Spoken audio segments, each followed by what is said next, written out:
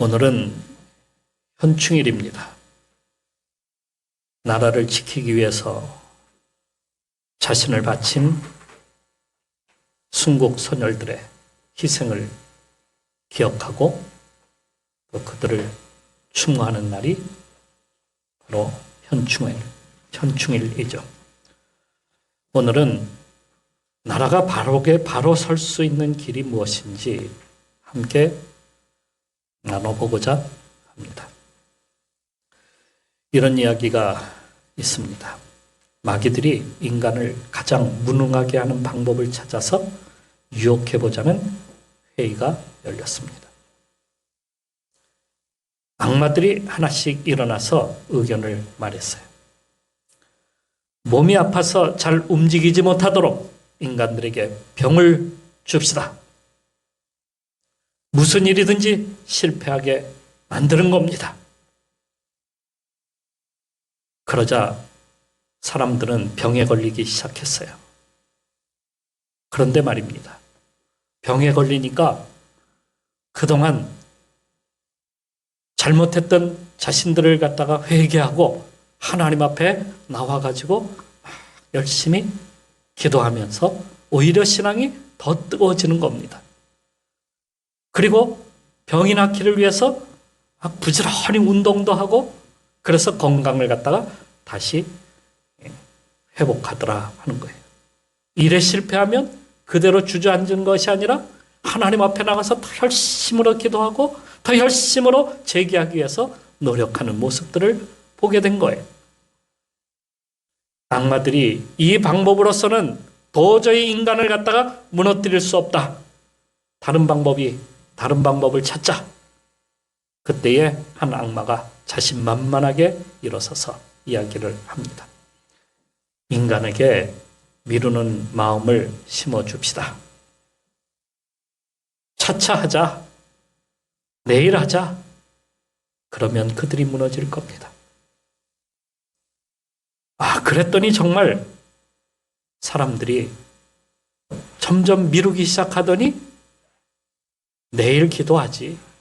내일 신앙생활하지. 내일 하면 어때? 내일 해도 돼. 점점 미루더니 인간이 무너지기 시작하더라 하는 것입니다. 이걸 저먼 세퍼드 이론이라고 이렇게 말을 합니다. 독일산 세퍼드. 여러분 그것은 견종, 개의 종류예요. 세퍼드는 할 일이 없어지면 지루함을 견디지 못하고 집안일을 갖다가 집안에 있는 것들을 막 부숴 놓는다는 거예요. 가구도 부수고 집안에 있는 여러 가지 물건들을 갖다가 다 물어 뜯어가지고 다 버린다는 거예요. 그러니까 셋밭들을 갖다가 양치기 하지 않게 하고 셋밭가 하는 일이 뭐야? 집을 지키고 그러한 나라를 지키고 하는 일도 하잖아요. 그러한 일을 못하게 딱 막아놓으면 셋파드는 스스로 망가진다는 거예요. 이렇게 사람들도 할 일이 없어지면 자기 삶을 갖다가 스스로 망쳐놓게 된다. 그렇게 말하는 것이 셋퍼드 이론이다 하는 겁니다. 앞으로요. 인공지능 시대 있잖아요. 로봇이 나타나가지고 로봇이 모든 일을 다 해주면은 그 다음부터 사람들은 어떻게 될까요? 직업을 잃어버려요. 사람들이 할 일이 없어져요. 그러면 어떻게 되는지 아십니까? 국가에서 국민들에게 일정량의 돈을 갖다가 나눠줘요. 그게 뭐냐면 보편적 기본소득이라는 거예요. 우리나라에서는 벌써 다 해버려. 일들이 있는데 일을 못하게 만드는 거야. 보편적 기본소득이라고 하는 것은 일을 그냥 하지 말라 그거예요. 우리가 다 나눠줄 테니까. 이건 인간을 어떻게 만드느냐면 게으르게 만드는 거고 할 일이 없게 만드는 거예요. 이런 정책은. 인간이 일거리가 없어지면 어떻게 될까요? 그 다음부터 엉망이 돼버리기 시작하는 거예요. 그래서 땀 흘려서 일을 해야 되는 거예요. 그러면 인간은 그냥 놔두면은요, 셋버드처럼 돼버려요.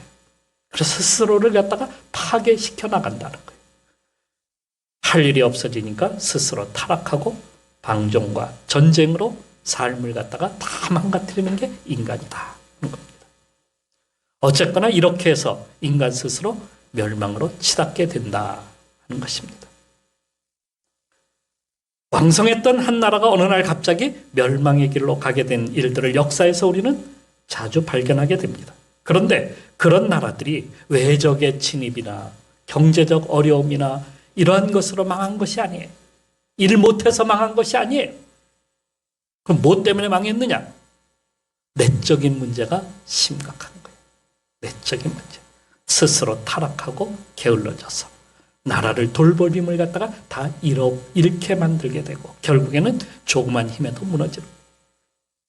로마 제국이 그렇게 무너졌어요.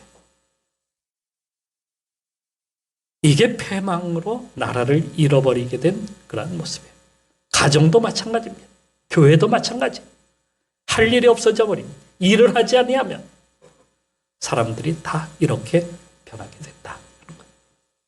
이스라엘은 다윗 때에 당시의 근동 지역에서 가장 강력한 국가를 갖다가 이루었어요. 먹는 문제가 해결되고 삶의 질이 너무 좋아지기 시작합니다. 솔로몬은 하나님께 일천번제를 드린 후에 꿈에 하나님께서 내가 너에게 무엇을 줄까 하고 이렇게 구하라고 하니까 솔로몬은 뭘 구했어요? 먹는 문제를 구하지 않았어요. 재물을 구하지 않았어요. 지혜를 구했습니다.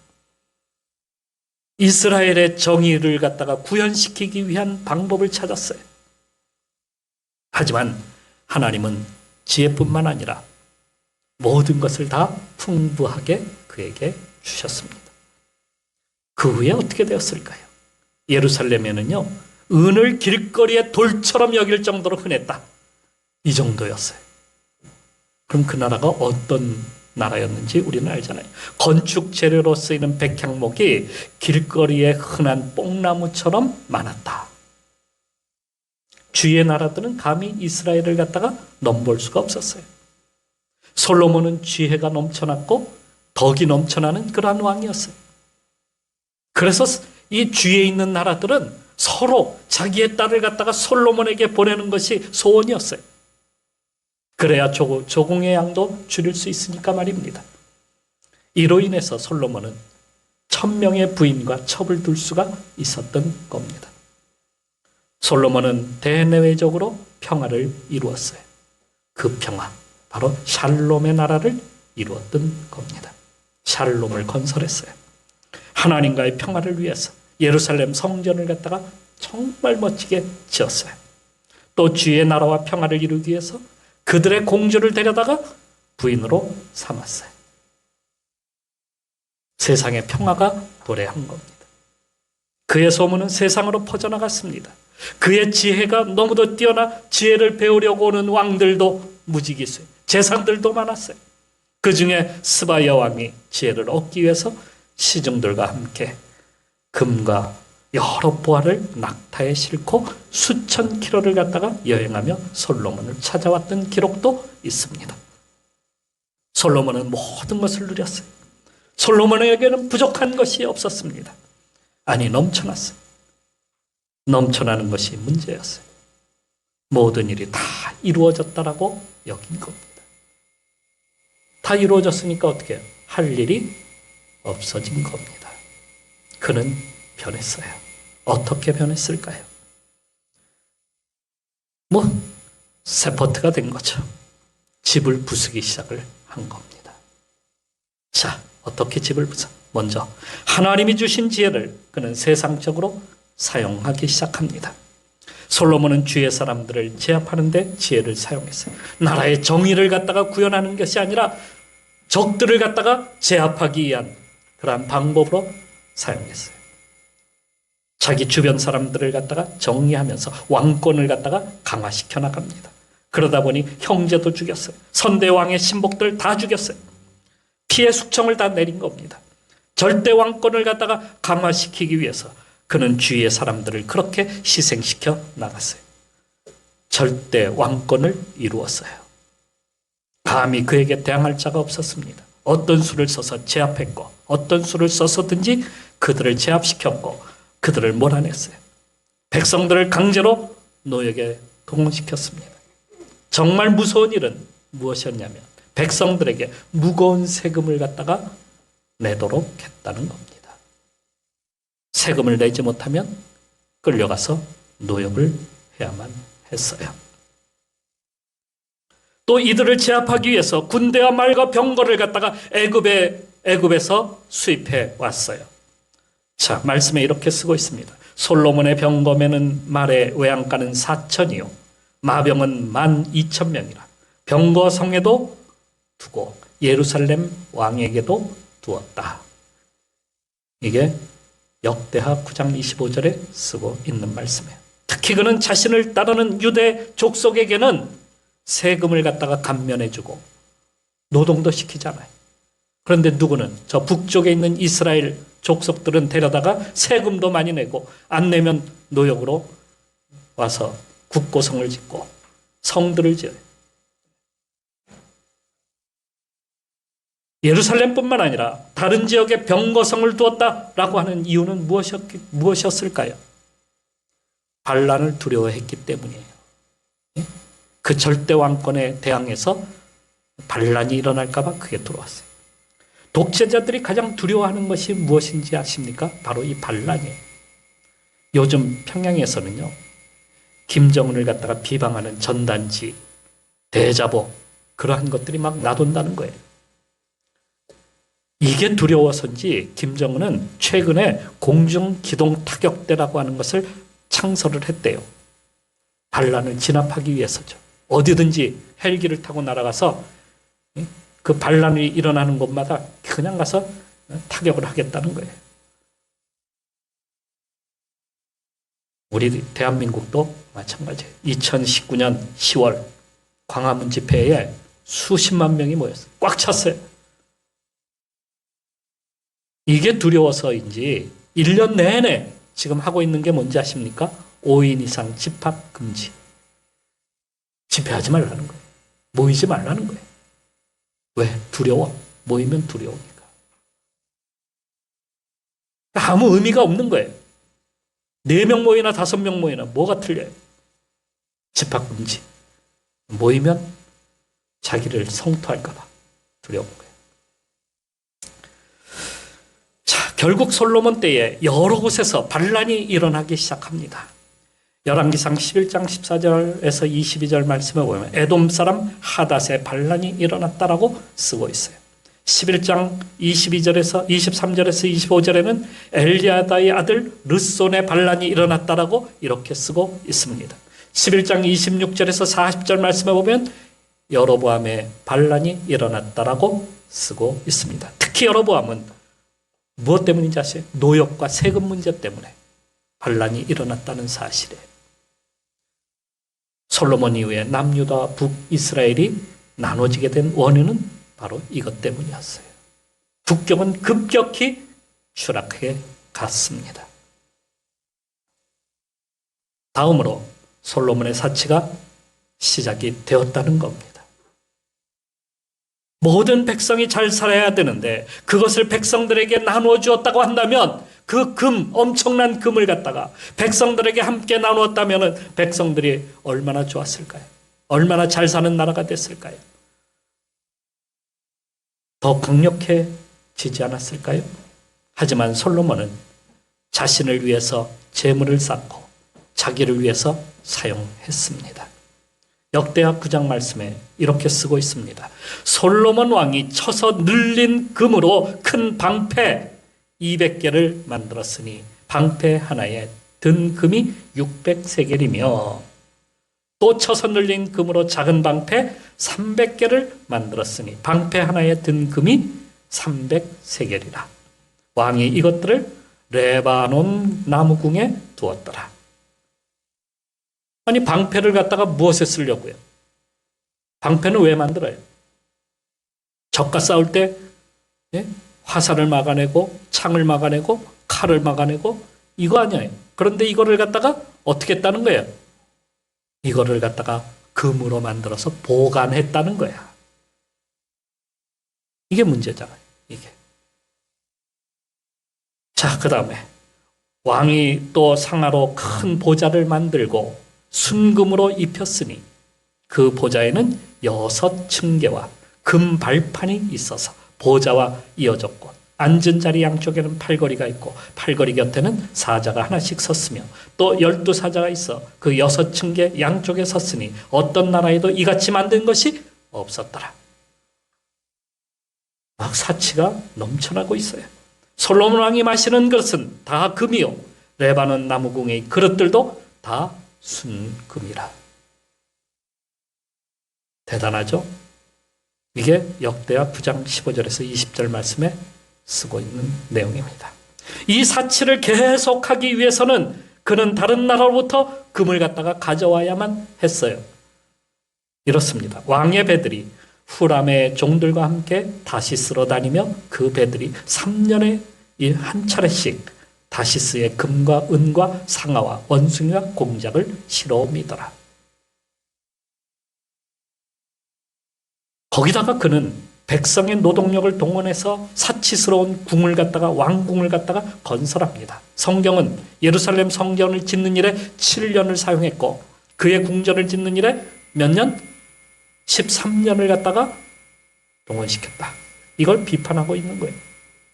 아니 하나님의 성전 그 의리 너무너무 화려하고 너무너무 멋있잖아요. 그 성전 짓는데 몇 년? 7년. 그런데 자기 궁전은 13년. 그러면 이해하시겠죠? 얼마나 화려하게 졌는지. 백성들의 피와 땀을 가져다가 그는 사치스러운 일을 갖다가 계속하였는데 자기 왕궁뿐만 아니라 금을 보관하기 위한 성을 지었고 또 왕비들에게도 궁전과 그들의 신전까지도 함께 지어주었습니다. 여기서 끝나지 않았어요.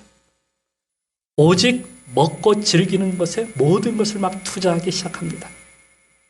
쾌락주의가 만연하기 시작합니다. 열왕기상 4장 22절 23절에 이렇게 씁니다. 하루에 살찐 소가 10이요 초장의 소가 20이요 또한 몇 마리 소? 30마리. 하루에 양이 100이요 그 외에 숫사슴과 노루와 암사슴과 살찐 새들이었더라. 하루에 먹는 양이 이렇게. 일반 백성들은 감히 소고기 구경을 못해. 너무 비싸고 너무 이게 대단한 값어치가 나가는 물건이라. 동물이라 이건 이 가축은 감히 이 백성들도 꿈꾸지 못하는 그러한 고기예요. 양고기는 좀 먹을 수 있어도 말이에요. 그런데 그거를 갖다가 매일 먹어치웠다. 30마리씩. 그러니까 매일 그는 그냥 먹은 것이 아니에요. 이건 잔치를 벌였다 하는 얘기예요. 매일 잔치가 벌어졌어요. 거기에 그의 부인이 몇 명? 1000명이나 되니까 매일 향락의 잔치가 벌어졌다. 이렇게 이야기할 수 있는 겁니다. 이게 독재자 절대 군주의 모습이 아니면 뭐겠습니까? 백성들은 굶든지 말든지 가난하든지 말든지 죽든지 말든지 고통을 당하든지 말든지 관심이 없어요. 자기 배만 불리면 돼요. 자기 사람들만 잘 먹으면 돼.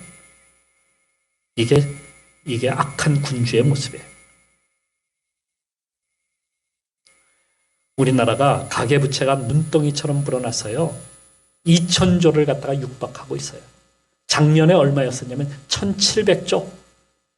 여러분 이게 빛의 속도로 지금 가고 있는 거예요. 빛이 빛의 속도로 가고 있어요. 1700조에서 2000조로 지금 향해서 달려가고 있는 거예요. 이 속도가 신흥국 중에서 제2위랍니다. 얼마나 빠르게 올라가는지. 다음 세대가 이를 갖다가 감당해야 돼요. 그래서 저는 이렇게 말씀드리고 싶습니다. 얘들아, 고맙고 미안하다. 솔직하게 그런 심정이 아닐까. 작년 한 해는 코로나로 인해서 모든 국민이 힘들게 보냈어요. 올해도 계속되고 있어요. 자영업자들은 다 무너졌어요. 지난번 정의연대라고 하는 데서 문제가 생겼잖아요. 그 위안부 할머니들을 위해서 모금한다는 돈을 다 걷어가지고 알고 봤더니 그들이 하루 저녁에 회식비가 1,000만 원이 넘었다는 거예요. 야, 어떻게 1,000만 원이 넘은 그런 회식을 할 수 있을까? 그런데 그건 아무것도 아니더라고요.